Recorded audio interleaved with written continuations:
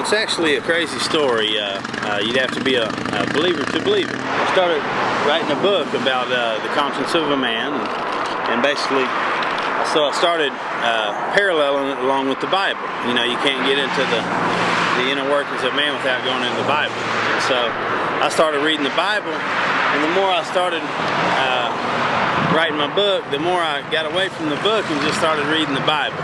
And I read through the Old Testament, and I finally got to the canon Gospels, which is Matthew, Mark, Luke, and John. And so I was going through there, and once I read Matthew, the story of Jesus and Jesus' words, it just hit me like a thunderbolt. You know, it just, as they say, I was born again. And so during this time, I was trying to make sense of it all, just like any new Christian would, you know, in the beginning of the Reformation.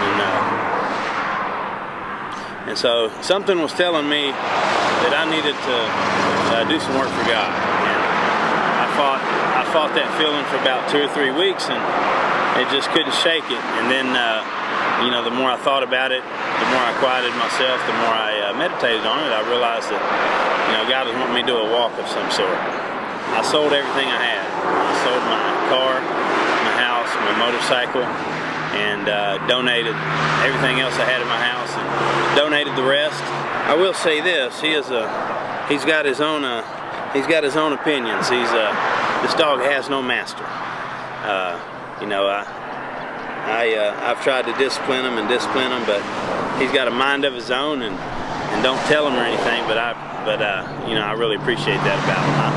I want a dog with spunk, and really, you know, if he didn't have so much spunk, I don't think he could have made this trip.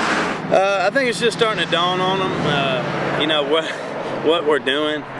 You know, every dog loves to go for a walk, but you know, once you're about 6 or 7 days in, I think it starts dawning on them that you know, we're to walk 20 miles a day. He's a very special dog, and you know, we kind of feed off each other, you know, through the walk, and honestly, this walk just wouldn't happen without him. My family all lives in Temple, Texas, and I've got a very good family friend that lives in Tyler, and I figured I better not overextend myself and say I walk all the way to Central Texas.